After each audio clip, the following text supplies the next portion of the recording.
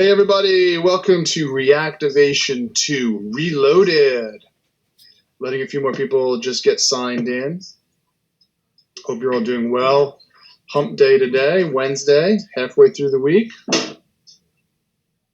Just to give everybody a little bit of direction, we have you on mute, so if you have questions at any time, we're always open for questions. I have Ben here with me.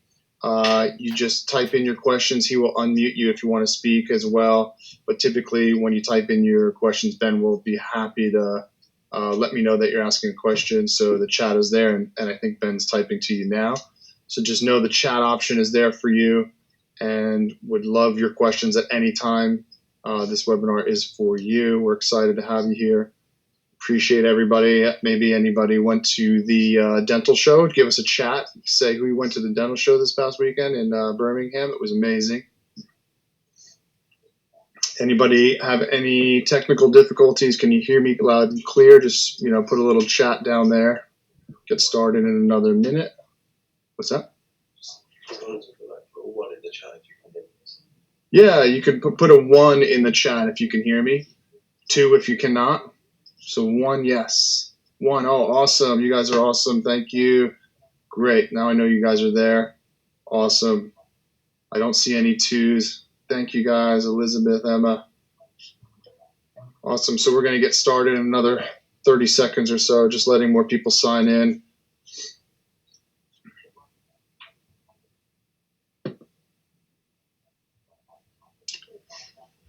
Great. We're going to move on. So again, welcome to Reactivation2 Reloaded. This is the sequel, if you will, to, we did a webinar 1 month ago on reactivation. We just kind of covered the basics. We looked at just what reactivation is, what we want to focus on. We looked at some team and patient obstacles. We looked at what a reactivation should do for you. And now today we're really actually going to show you the behind the scenes. We're going to show you the content, how it's built, how to automate it so that you can basically walk away with an implementation. So the purpose of this webinar, again, is to support dental practices in reactivating patients with unscheduled treatment plans. So if you have patients that have unscheduled treatment plans, or you want to keep them from having unscheduled treatment plans, this is the right webinar to be in. I'm glad to have you. Thank you so much for being here. And then the outcome is to have clear action steps in keeping patients from entering a historical stage of unscheduled treatment. So I want to just highlight what historical stage means. This is where we originated. The first reactivation webinar we did was because we had so many practices saying, Brian, I have lists of patients that I want to get back into the practice that have unscheduled treatment plans. So how do I do that? And we went through the basics of that. So this webinar actually is going to show you the actual step-by-step method on how to do that. So stay with me. For all you note takers there, don't have to take any notes because we have an amazing call to action at the end. So you'll get the recording. Everybody who has showed up on time is going to get an amazing offer as well. So for the ones that are here, we're going to be giving away something special. And for the ones that are not here and then they're like, send me the recording, Brian, we're going to make them do a little work for it, like we did last time, which was fill out a survey. And that's why I'm bringing that up, is because we had about 35 surveys filled out. And this is why we wanted to continue with the reactivation, because a lot of the surveys that came across shared some of the obstacles that practitioners are still having with their patients, some of the obstacles that they're having with tracking patients, tracking treatment. So we want to show you some do's and don'ts and some ways that you can really increase your patients being reactivated. So again, the outcome is to keep patients from going into the historical stage. The historical stage is where you have these lists of patients that are, a few months old, a year old, 2 years old, whatever they are. You want to somehow get them back to the practice. So we're going to look at that, but then we want to also keep them from going into an historical stage. We want to keep them from having to go backwards and bring them back from that place. We want to maybe just get our answers from our patients. So here's the key components to the webinar. We're going to look at team reminders and what those are. We're going to look at tracking, whether it's the patient or the treatment. We're going to look at establishing agreements, and why I wanted to make sure that we looked at how to establish an agreement with your team is to make sure that when you're implementing this stuff. I know in the last webinar we had some questions that are like, how do we get the team excited about this? How do we get the team to just to be pumped up about, doing some of the work that it takes to do this. Well, part of this webinar is to show you the efficiency so that your team doesn't have to do too much work. And we want to show you that you have to have your team agreeing to that this is really working for them. Then we want to look at the automation. So automation is throughout this webinar. It's everything about this is automated. We're going to look at some email content, how the system works, how to build an email sequence, if you will. So how to build an email system that'll work for you, and then really looking at the patient's journey through the process and how you can analyze the patient's journey, because the patient's journey is really getting that yes or no that we're looking for, so that we know we did all we could do to have that patient come back to us or move forward with the treatment. So typical patient journey starts with your website, an advert. A lot of practices out there are investing a good amount of money into PPC, which is paid clicks, or SEO, search engine optimization. You're out there, you're investing into these things. They're going to your website. Then they're making a call. They speak to the practice, or the practice is calling them. And then they book an appointment. The patient then books an appointment and then moves into a consultation. Typically, the patient makes an investment for that consultation or comes in for a free consultation, however you're setting that up. And then it goes to a treatment or a treatment plan, if you will. So that's the basic life cycle. Obviously, there's more ins and outs to this, but this is the kind of cycle we're looking at right now. Most practices are tracking their treatment plans on Excel spreadsheets. This is what we would like to help remove you from this day-to-day task and make it a little bit more automated.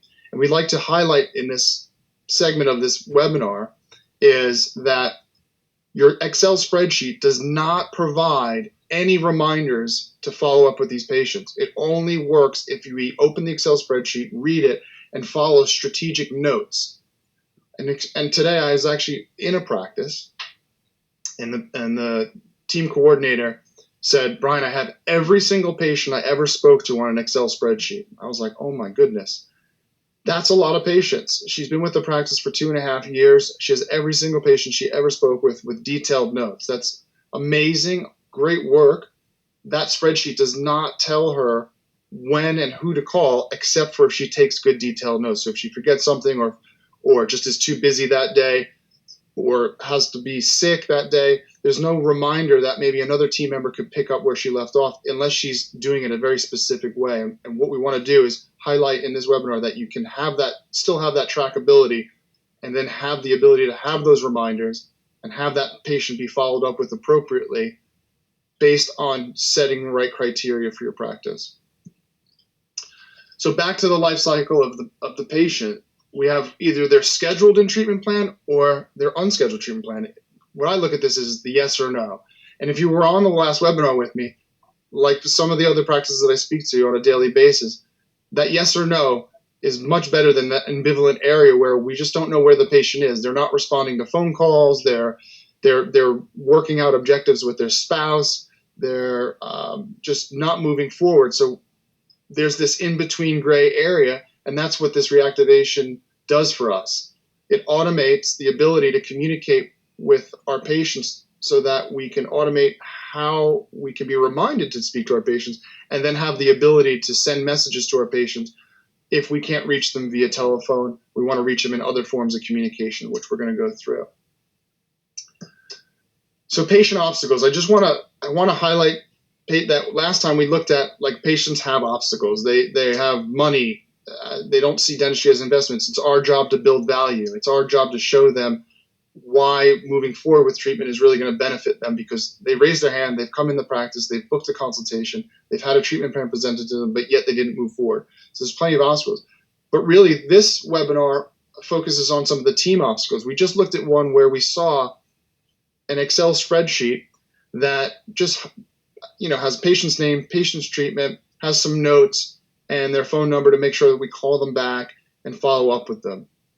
And that's an obstacle. I think that's an obstacle. I think more team members want to not have to manage so much, especially when it gets into 50 different patients on a spreadsheet. It's very difficult. Having reminders, having detailed automated notes that come back to you and remind you of where that patient is, so that when you call them, you know the patient, you know where they are, you know what's going on, and it's automated so that you can then, if you don't reach the patient, communicate them in another form, which we're going to go through. So we're talking about team reminders, right? We went from an Excel spreadsheet. It doesn't remind us, but this is what a reminder would look like through the systems that we set up for practices. A patient, remember, goes through that life cycle, gets a treatment plan, but doesn't move forward. And then we want to make sure that the team gets a reminder to know that there is a patient. So in your practice management software, when you put a treatment plan in and no date assigned, we have created a system so that you can have a reminder that allows you to see that there's a patient in the system. It's been so many days, and the system will tell you this patient, and you can see there's merged fields here. It says contact name and contact phone number. And it asks, what do you want to do with this patient? It says, do you know if they said no to treatment already? And you click no, and that automatically sends them a thank you for meeting with us and having your consultation. We understand that you don't want to move forward, but we want to let you know that we're always here for you. And we want to always let you know that if you have any questions, please feel free to call us. Thank you again. And that no, you now know is a no. And then you have a delay timer, which delays patients 14 days.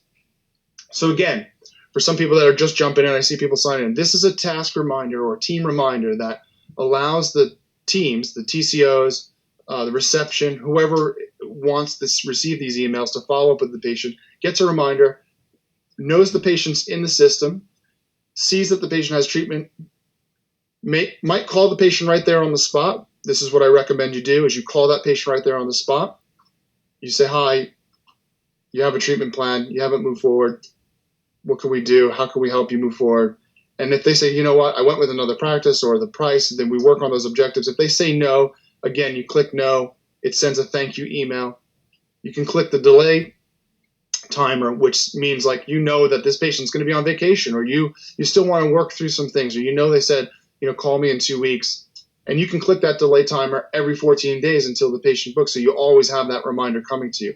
And then the do not follow up is just taking them completely out of the sequence. That they don't want to receive any kind of communication at all. So you just take them no. What I want to highlight here is you want to track no's, because if you see that a lot of patients are saying no to a specific type of treatment, you then can help support your team where the objectives might be. So if it's a short-term ortho, or it's gum repair, or it's periodontistry, whatever that treatment is that they're not moving forward, maybe they're not feeling safe enough. And if there's a consistent trend there, the no's there, we can help support practices, or you can help support the team in making sure that they can communicate clearly what patients are looking to move forward with, or get them through the obstacles that they're going through. Agreements. The reason why I'm bringing agreements into this is because a lot of practices say, Brian, what assures that this stuff is going to work? You can build the best email content. You can build the best communications. You can have the best automation. You can build everything perfect. But without having agreements with your team and making sure that they feel all in, or they feel comfortable using a system like this and transitioning from an Excel spreadsheet. But I also want to share agreements, because agreements are really important. When we set just times to meet somebody at a coffee shop, that's an agreement. We set up a time. We say, I'm going to meet you there at 1 o'clock. So I want to go through what an agreement is, because I think this will really help working with your teams when making these kind of transitions. You can use creating an agreement with your patients. And an agreement is really simple. First, you have to establish the who. So if it's a coffee date, it's me and Ben. We're going to meet at the cafe and we're going to go for coffee. So that's the what. We're going to have coffee. So it's the who, Ben and I. The what is going to have coffee, and we're going to do it at the place that we love, Starbucks down the road, whatever. I'm just making this up. But we need a by when. And a by when is so important to creating an agreement, because you have to establish where and when you're going to do it. Meaning a time. If I said, Ben, meet me at the cafe, and I go sit at the cafe and he doesn't show up, then of course he wouldn't. He doesn't know what time to be there. This same thing works when establishing an agreement with your team. Your team is either a treatment coordinator or the receptionist, a hygienist, whatever it is. But in this case, an agreement is really important when you have reminders coming to the team about where a patient is with treatment. You want to set that agreement up. So you have a treatment coordinator or reception receiving these task reminders. The what is, to contact every patient with a task reminder and set a system. So meaning click one of those buttons, right? We want to set where they are. We either want to delay them or we want to do something. Because again, the way we set up a system is if we do nothing, they'll get an email. They'll go into the sequence, which I'm going to go into in a minute. So again, right now we're just learning how to establish agreements when using this type of system. The by when is a time. We want to do this every day before 10 o'clock. So we want to check all the emails. We want to make sure that we've gone through any team reminders. We've set the system. We've done that all before 10 o'clock so we can move on with the rest of our day. Because sometimes these team reminders, you can get 4 or 5 of them a day, but we want to make sure that we're doing it. Again, I'm just establishing how to create agreement here is because this is how to make it most successful for your team for anything that you're implementing within the practice. Setting agreements is amazing too. Like if you have kids, like you do your homework before you play video games. Again, the who and what is your kids. The agreement is the what is doing your homework, and the by when is every day before you play video games. You want to establish that. Again, the who is between you and your team. The what is the content of what you're trying to do, and you want to have a by when, whether it's every day, every Wednesday, whatever it is. Okay, back to the automated reminders. So again, we just figured out that a couple of emails have come in. Some patients are in the system. They have treatment plans, and they have no assigned date to their treatment plan. So this is what the system's going to pick up. And I'm showing you some behind the scenes of how the system works. This is what we've created to help practices set it up. So what we've done is we established that if a patient goes in of record and has a treatment plan assigned, the system will wait 4 days and then send a task reminder. So that's the automation. It's automating the fact that the patient has gone into the practice management software that you have, and then the system picks up the fact that there is no date assigned to when that treatment is going to be fulfilled or completed. So the system waits the 4 days, and then it either moves them into where they have an appointment or they move them into where they don't have an appointment. So if you look at the 2 boxes, the one shows the 4 days, and then it shows, it goes into the has appointment or has no appointment. And the box below shows 55 patients. This is an actual sequence for someone who has a reactivation system set up. This is 55 patients are right now in queue waiting 4 days. If they have an appointment signed, they'll go into the has appointment. If they don't, they go into the reactivation start. So start reactivation. So you can see 5 patients have moved over. They don't have an appointment signed. So then what's going to happen first is they're going to get that team reminder. So again, patients go from waiting 4 days with treatment and waiting for a date to be assigned, allowing the practice to do your normal day-to-day activity with your patients that have treatment signed. If they don't have an appointment, they're going to go right to the start sequence, and it's going to go into that team reminder that says, what would you like to do? Would you like to delay this? Don't send anything at all? Or would you like to just let us know that they didn't move forward? If they've moved forward, we would put the date in, meaning if they called right there, you add that date to your practice management software, you add it there, and then the system will pick it up automatically, and the patient will not receive any kind of communication from you saying what you'd like to do with them next. And I'm going to explain that now. So here's more in depth. This is what the system's picking up. So if you see some black lines over emails, we're just keeping confidentiality of patients or people that are within systems. So you can see a list of patients here. There's no names. I cut that out. But I had to show you that it holds the emails because I think emails are very important to focus on here. But you can see they're in the reactivation system. It's waiting 4 days. They're active. And you can see dates. It's set that if they have any appointment dates within 3 different appointment slots, patients will not move into any kind of sequence. If they don't, so if you look maybe 5 or 6 down, you can see there's patients that have 0. They don't even have emails. So this is a great way also to call the patient, say we're updating our patient record. If they didn't want to move forward with treatment, you can update the patient record and grab emails as well. So if they wanted to receive your newsletter or any kind of offers that you're doing. So again, not only does this provide you with automation around patients that are not moving forward with treatment, it's providing you the ability to see what patients have emails and don't have emails, and you can also gather that if you wanted to gather that as well. So any patient here that has a date assigned to it will not go into any kind of sequence. They will not automate any kind of reminder or go through any kind of email communications because they have an assigned date. If they don't, you'll get a reminder. You will then have the ability to choose what to do, and then if do nothing, they get an email, which I'm going to go through. So here it is quickly. Again, patients go into the system, they have a treatment plan, then they don't have a date assigned. It goes to email, which is going to the team, which is the first email. It says team to call patient. Then if the patient doesn't book, but we just let it go, the patient will get that email. That first arrow highlights that the patient will get the first email, which says, we tried to call you. We know that you came to see us at some point, and we wanted to just let you know that we did try to give you a call. If there's anything you'd like to discuss about your treatment plan, give us a call back. Being really generic here, each email can be different because we want it to be somewhat within your language.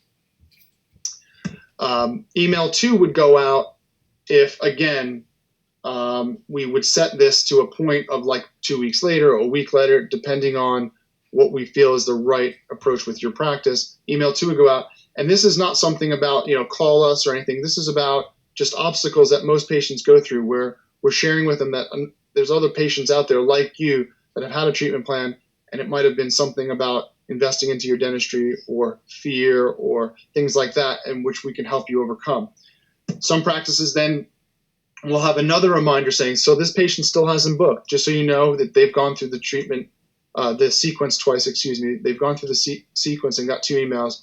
Another task reminder or team reminder will come in, and you can call them again if you'd like. Then a third email, this is again, if the patient doesn't book along the way, it continues on. A third email will say, we did try to call you again, if that's how it's set up. If they still don't book, an email would go there to them about the treatment benefits. And then a thank you for listening to us email would follow at the end saying, this is our last email to you. We just want to thank you for coming to see us initially. Thank you very much. So that is the email sequence really in a nutshell. Here's just some of the content. We promised we would show you some of the content.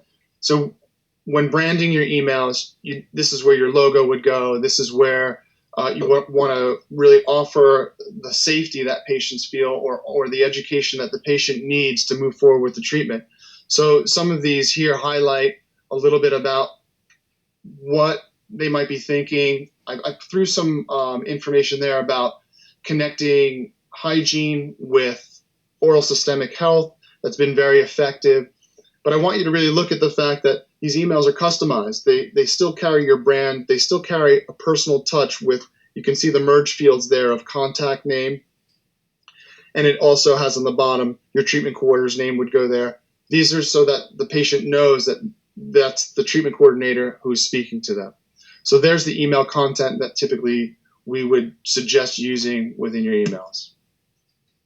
So if you notice on those emails, there was a point where a patient can actually click and book now to speak to the practice. And having this option is so crucial because today more patients and more people in general are using their phones to really search the web, look through their emails, and communicate. This gives them the option to feel safe, feel that this is the right time. They fill out that little web form right there, and it shows. And I filled one out again just to keep patient confidentiality. That's my name, obviously.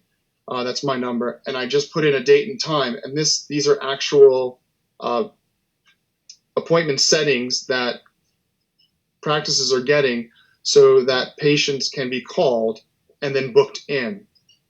Very effective. It's working very well, and I can show you that that book now, just having that option right there, really allows the patient to feel safe than from feeling like they have to answer their phone, not knowing why someone's calling them.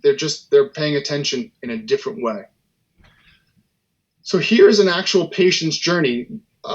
This again, so some of those little dark marks that are covering up the emails, just for patient confidentiality.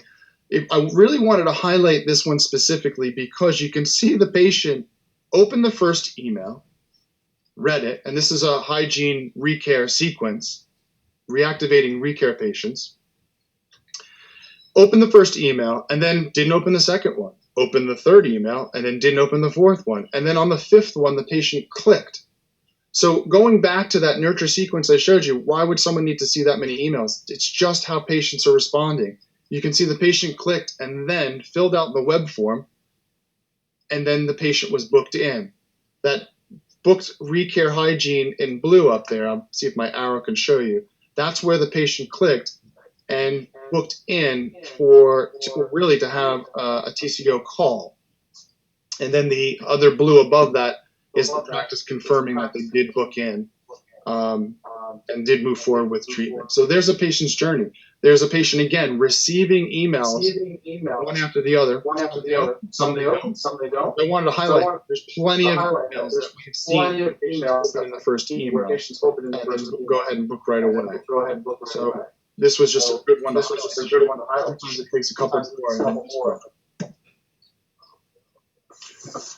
So that's reactivation. That's our system. The reason why we do this is we want to enhance our patients' lives, and we want to enhance the lives of the many people that are doing all this work to provide the transformation for patients, whether it's hygiene, whether it's cosmetic dentistry. We, Seven Connections, really want to provide the efficiency for your teams. We want to enhance the lives of the patients, and we want to make sure that, when you're building better efficiency for your practice, you are then having the work-life balance that you want to have. So as I mentioned,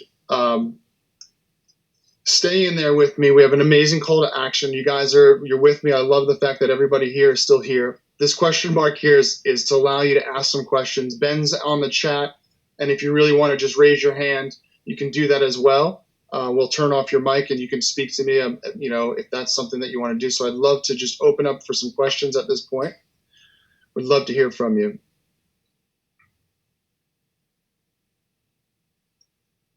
Anybody out there?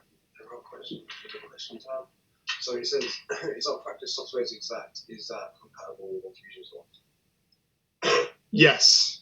So Ben asked the question, I'm sorry, Justin asked a question that is the reactivation system compatible with Exact? Yes. So this is everything I'm showing you.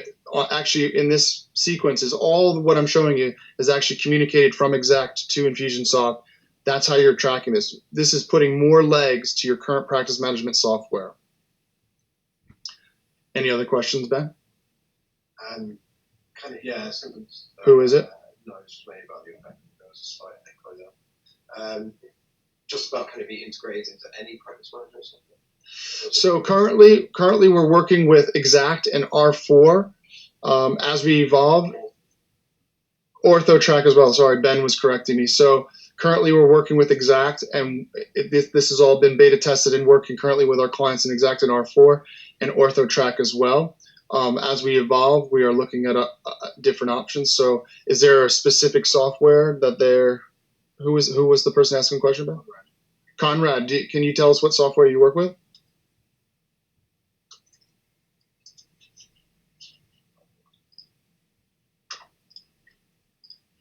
If you let us know, that'd be great. Any more questions, Ben, besides Conrad's? Systems for dentists. That's what he's on. Okay, Conrad, you're with Systems of Dentists. Okay, great. So currently, right now, the bridge is not active to that specific software system, but we'd love to look into what that is. And just know, also, I want to highlight to the fact that the bridge is fantastic and it builds more efficiency. We've supported practices that don't track or have any great system, meaning a practice software system. So there are workarounds around this. We do provide other ways that you can create there are other ways of automating this system without having to have the bridge. So I don't want you to think that this is the only way to have reactivation within your practice. We can do it in many different ways. This specifically just creates a bit more efficiency. We can definitely get you off the Excel spreadsheets. We can definitely get you away from having to comb through lists of patients. There are more efficient ways of doing it. It doesn't have to bridge with your software, so just know that. Any more questions out there? How easy is it to implement into SOE from Elaine? We're a matter of a couple of hours. So when I say a couple of hours, it's a few hours of each day, meaning maybe an hour one day of getting into the system, another hour or two of placing, and then another hour or two. And so it's just a matter of when we can get into the system and support you with putting the bridge in. And then, each practice is different. So we want to make sure that it works really well for you before we launch too much with it. So we want to make sure that it's reading well, that you're getting the emails appropriately, and then once that's done. So I would say a couple of days of working with it, and it can be fully implemented in your practice. Elizabeth says, can you be selective about which patients the software is applied to, e.g. new patients only rather than all current patients? I think she means the reactivation as a whole. Can you be selective about who it goes to? Well, the reactivation system is going to bridge it. So if you had it, so again, you're going to get a task reminder. That task reminder is going to tell you what patient needs to be called or some action has to be taken. So you can delay it, and that patient can be taken out of the system, or you can say not communicate at all. So remember, we're working in two forms here. The goal is to keep patients from falling behind. So we want to make sure that the team is fully supported in knowing what those patients are without having to comb through lists. So yes, by you choosing, you have the power to choose. We also can go and provide lists. So you'll have lists of patients that come to you, and you can then choose those patients through that system. Through the team reminders will provide you what patients are in the system and what need to be pushed through. So yes, there are other methods of, if you wanted to target specific patients, you can segment those patients out, and those can be emailed a different way. We're talking specifically about reactivation here. So this is specifically built for them to be reactivated. If you're looking at targeting implants or something like that, we would build something different for you on that sense. Does that answer her question? Just want to thank everybody for attending the webinar, for everybody that stayed aboard. So happy that you're taking part in the special offer that was provided for you. And for those that are watching the recording, we definitely would love to hear your feedback on the webinar and answer any of your questions. And if you'd like to learn about what the offer was, just give me a call or shoot me an email, and we can schedule some time again to answer your questions and see if you'd like to take in part of the offer that was provided for the people that attended. So again, thank you so much.